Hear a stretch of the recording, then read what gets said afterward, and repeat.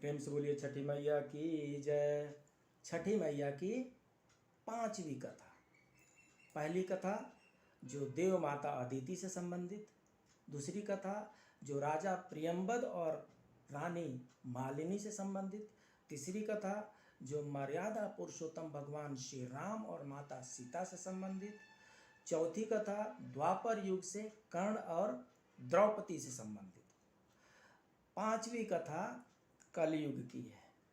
कलयुग में हम हैं तो कलयुग की है, और जब समस्याएं हर युग में रही हों तो कलयुग में तो समस्याएं मल्टीप्लाई हो जाती हैं। तो होता यूं है कि एक दंपति होते हैं, उनके ब्याह हुए बहुत समय हो गया रहता है। बहुत समय ब्याह होने के बाद भी बाल बच्चे नहीं होते हैं।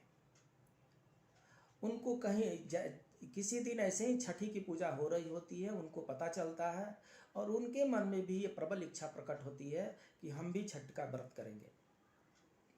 वो भी छठ मैया का व्रत करती हैं। लगातार वो व्रत करती हैं 5 साल तक। 5 साल तक छठी मैया का व्रत करती हैं। विधि विधान से शुद्धिकरण के साथ वो व्रत करती हैं। माता प्रसन्न होती हैं और उनको पुत्र का आशीर्वाद देती हैं।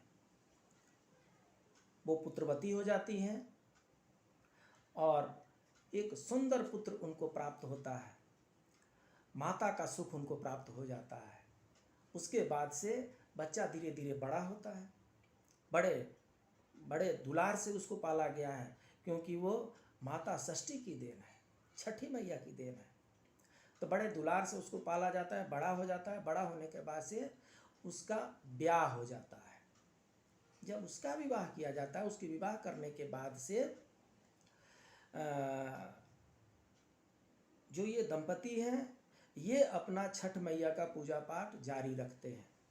जिस दिन नहाए खाए है, खरना है, घाट पे जाना है, घाट से वापस आना है, ये चारों दिन ये दंपति अपने छठी मैया के पूजा पाठ में लगे रहते हैं।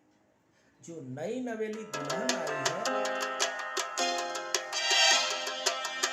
जो नई नवेली दुल्हन आई है, वो इन बातों को मानने वाली नहीं है। वो जैसे तैसे तो टालती रहती है। टालते रहने के बाद से उसको भी एक संतान की प्राप्ति होती है, और संतान प्राप्त होने के बाद से जो उसकी सासू माँ, जो लंबे समय से छठ की पूजा पाठ करते आ रही हैं, वो उनको बताती हैं कि बेटी, अब आपके भी बेटे हो गए हैं, आपको भी छठी मैया की शरण में आना चाहिए, आपको भी पूजा पाठ करनी चाहिए। वो मॉडर्न बहू है, आज के ज़माने की बहू है। वो इन पूजा पाठों को धकोसला समझती है। इतनी कठिन व्रत करने का तो वो सोच ही नहीं सकते। जिसको बेड टी लेने की आदत पड़ गई हो, वो 36 घंटे निर्जला व्रत कैसे कर लेगा।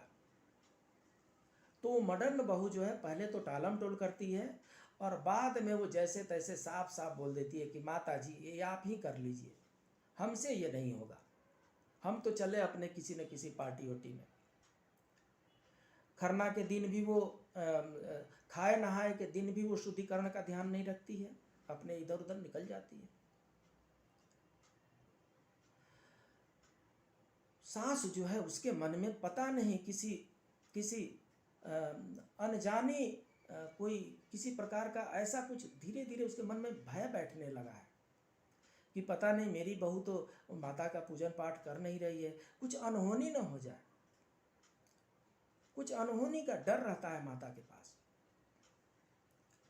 दूसरे दिन सुबह में जब वो जो मॉडर्न जो बहू है, वो बहू उठती है और थोड़ी देर बाद अपने बच्चे को उठाती है। उसका बच्चा उठ नहीं पाता है। बच्चे को लेकर के सभी हॉस्पिटल भागते हैं।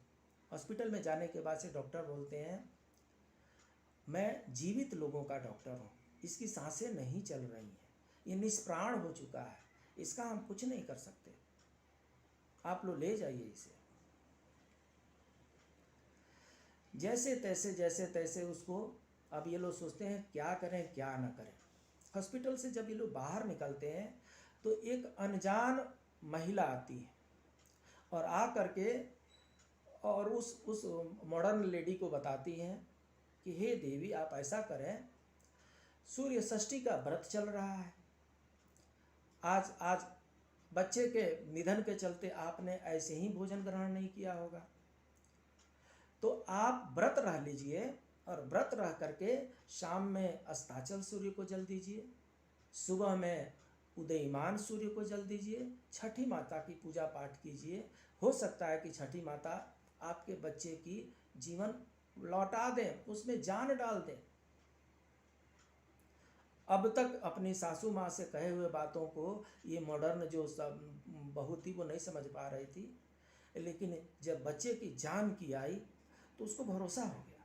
उसको लगा ये अनजान महिला कह रही है, ये शायद इसकी बातों में कुछ सच्चाई हो। वो व्रत रखती है। व्रत रखने के बाद से अपना खरना तो हो चुका, नहाए खाए हो चुका था। खरना वाला जैसे तैसे सब करते हैं सब, और खरना उसके बाद से 36 घंटे का व्रत रखती हैं, वो उपवास रखती हैं, वो निर्जला उपवास रखती हैं। अस्ताचल सूर्य को जल देती हैं, रोते रोते उदयमान सूर्य को भी जल देती हैं, और अपनी जो इच्छा है छठी माता के सामने प्रकट करती है। हे छठी माता, आपका निर्जला व्रत हमने किया है, बड़ी आस लगा करके हमने व्रत किया है, मुझे पहले भरोसा नहीं था, आप पर भरोसा करके मैंने ये व्रत किया है। मेरे बच्चे को जीवित कर दीजिए, मेरे बच्चे के प्राण लौटा दीजिए, मेरे बच्चे के शरीर में प्राण डाल दीजिए, ऐसा कहा जाता है। अर्घ देने के बाद से वो अपने बच्चे को गोदी में लेती है और वो बच्चा रोने लगता है, मतलब उसमें प्राण आ जाते हैं। सभी लोग वहाँ पर छठी माता की जयकार करते हैं, सभी लोग बोलते हैं छठी मैया की जय, छठी मैया की जय। हर्षो उल्लास के साथ जिसके पास जो भी पकवान रहता है, जो भी चढ़ावा रहता है, जो भी ठेकुआ रहता है, जो भी गन्ना रहता है, वो सब एक दूसरे को बांटते हैं। और घाट पर ही ये चर्चा जोरों से बढ़ जाती है कि इसका बेटा मर गया था, छठी मैया की कृपा से इसका बच्चा पुनर्जीवित हो गया। ये कोई साधारण बात नहीं है। और तब से कली युग में सभी माताएं अपने बच्चों की लंबी आयु के लिए छठी मैया की पूजा पाठ करती है। जिनके पास संतान नहीं है वो संतान के लिए पूजा पाठ करती हैं, और जिनके पास संतान है वो अपने संतान की लंबी आयु के लिए छठी मैया का पूजन पाठ करती हैं, छठी मैया का व्रत करती हैं, 4 दिन की ये कठिन तपस्या करती हैं। तो इस तरीके से छठी मैया के 5 कथा, 5 कहानियाँ, ये 5 कथा जो है पौराणिक है, ये धर्म संगत है, ये कोई कही कहाई चीज़ नहीं है, ये कोई बनी बनाई चीज़ नहीं है। ये 5 कथा आपको सुननी चाहिए। अगर पंडित जी हैं तो उनसे सुनिए, और नहीं तो हमारा YouTube चैनल ऑन कर लीजिए और इसमें से 5 कथा सुनिए, स्वयं भी सुनिए, बाकी को भी सुनाइए। माता छठी की कृपा सब पर बनी रहे, और भगवान सूर्य जो प्रकृति के प्रत्यक्ष भगवान हैं, भगवान भास्कर जो हम लोगों के प्रत्यक्ष भगवान हैं, उनकी कृपा भी हम सब पर बनी रहे। हम सबकी मान मर्यादा सम्मान प्रतिष्ठा यश कीर्ति चहुँ दिशाओं में बढ़ती रहे। इसी मंगल कामना के साथ छठी मैया की जय।